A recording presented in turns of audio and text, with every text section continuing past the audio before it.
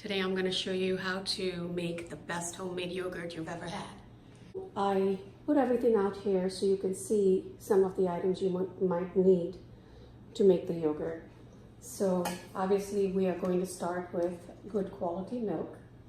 I have in this container whole milk and a little bit of cream added to it. You don't have to add the cream, but I love the creaminess of the thickness of the yogurt with cream in it. We're also going to get a nice heavy bottom pan if you have one available to boil the milk in. Let's talk about where we're going to set the milk. So we have several options here. You can use glass jars, you can use a big bowl, or you can use any kind of plastic container really.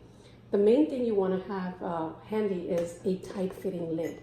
So these jars are really nice because they're portable, they're single serving, and if you wanted to add veggies on top of your yogurt, fruit, a lot of people like to add fruit or granola, you could do that, and you could make your yogurt to go. Let's talk about starters. So I'm going to be using a homemade yogurt starter, so I have a little bit of yogurt left over from the previous batch, so I'm going to use that. But I wanted to give you two options. So I really like this brand. It's called Gopi. It's a yogurt you can buy at any Indian market. A lot of international markets are also carrying it. I like this brand because it has supposedly no starch and no gums and no gluten, and it also has a good variety of bacteria in it. The one that I originally started with many years ago is called Yogourmet. It's a freeze-dried starter. It's good to have in a pinch, and it stays well in the refrigerator, and you can start your yogurt with that. Not my preferred option anymore, but that's an option available to you. Last but not the least, you're going to need a large towel to wrap up your dish or your bowl or your several jars, so that while the yogurt is incubating, you have a nice even temperature going. All right, so let's head over to the burner and I'll show you what to do next. So this is a really amazing trick that I learned just very recently. Anytime you want to boil milk in a pan, you want to first rinse it off with cold water like this. And it's okay. A little bit of water in the pan is what you want to leave. You don't want to wipe it dry. So now we're going to pour the milk into this pan.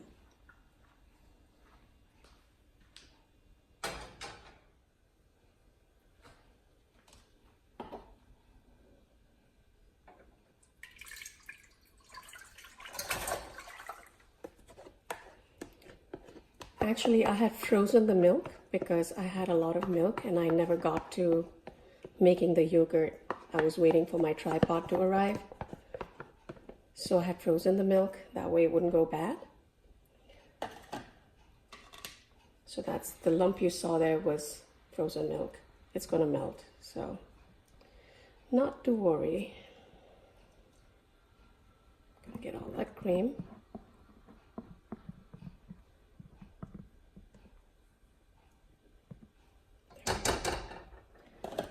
And now I'm going to set the timer for 20 minutes and set this on medium heat. And actually, let's make it 15. I don't want it to boil over. So I'm going to set it for 15 minutes. And when I come back, this milk should be almost boiled, or we'll see what happens. So this was 4 cups of milk.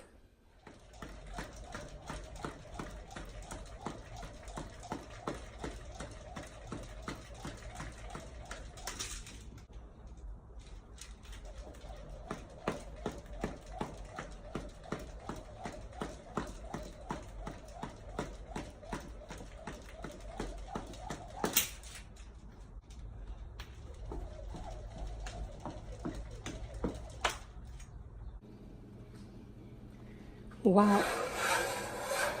That milk took exactly 15 minutes to come up to the boil. So that was perfect timing. So now I know 4 cups, 15 minutes, and I'm good to go. So now what I'm also going to do is set the kitchen timer for, say, 30 minutes.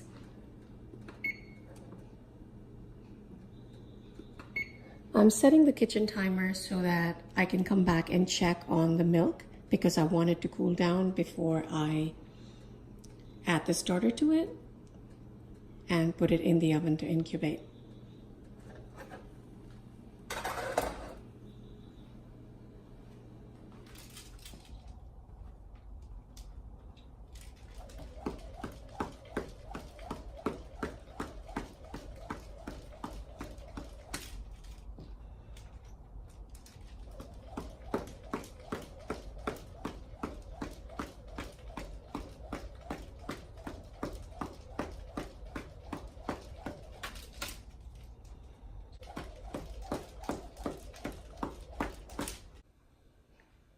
"30 minutes are up. I'm going to wash my hands and check the temperature of the milk.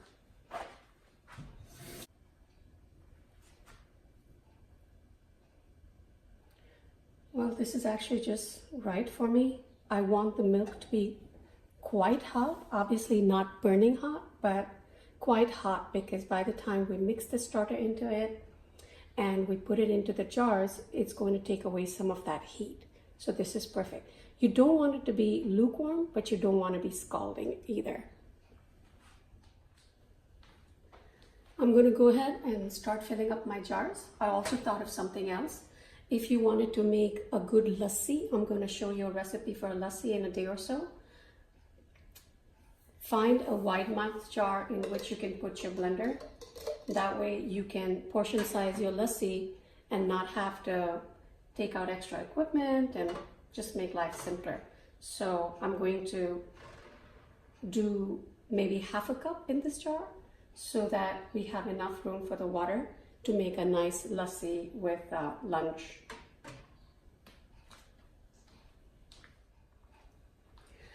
I like to do this over the sink in case there's a mess. It's very easy to clean up. So I'm using a fork to beat up the leftover yogurt that I'm using as a starter, and I'm going to pour that into here. And then what I'm going to do is I'm going to toss it a couple of times into this.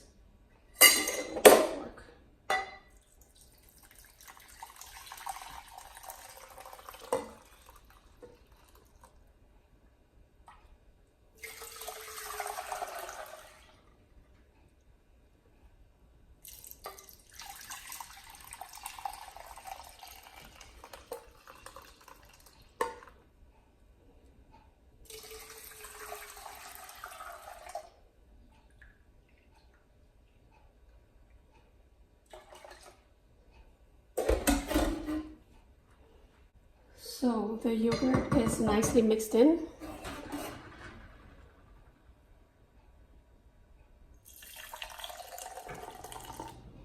That should be plenty for the lassi. I still have some milk left over, so I'm going to get another container.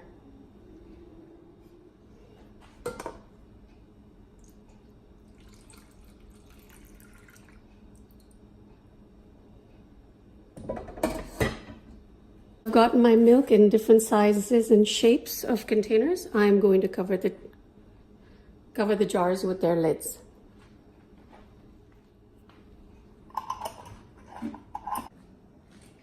I'll show you how I wrap it up. So I set my baking tray with all my containers on it on top of a large towel. And I'm just gonna wrap this up like so. And I'm gonna set this in the oven.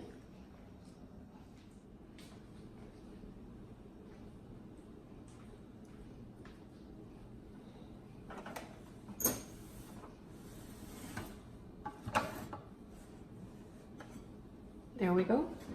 The oven is not heated. The towel is going to help with retaining the heat from the milk. And it's 8:41 in the morning. I'm gonna check on my yogurt in about 3 to 4 hours, and I think it should be set. So I'll see you back. Oh, I almost forgot. Before I wash this pan, I wanted to show you how nothing is stuck at the bottom, and it's gonna be a breeze to clean this pan now. Normally milk would stick at the bottom and start burning, but by rinsing the pan with cold water before adding the milk, you get a very clean pan. So it's just about 1 o'clock in the afternoon. It's been, I guess, 4 or 5 hours since I kept the yogurt to set. Let's take a look at how it's doing. Should be ready.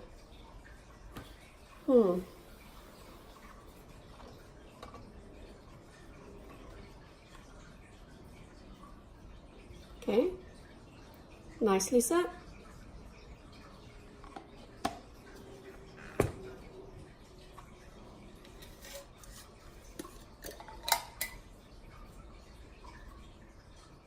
Okay, yogurt's ready to go in the fridge. Once it's cooled, what happens is all the different bacteria stop working and the yogurt will stay sweet. The longer you keep it out, the more sour it's gonna get. So I'm gonna show you how to make a delicious snack with the fresh yogurt that we just made. So let's see, I'll just put a little bit of tamarind chutney in the bottom.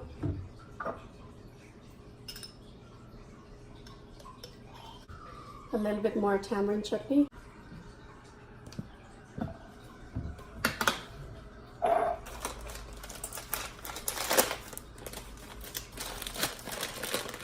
And then I have something here called bundi. It is made with chickpea flour or besan.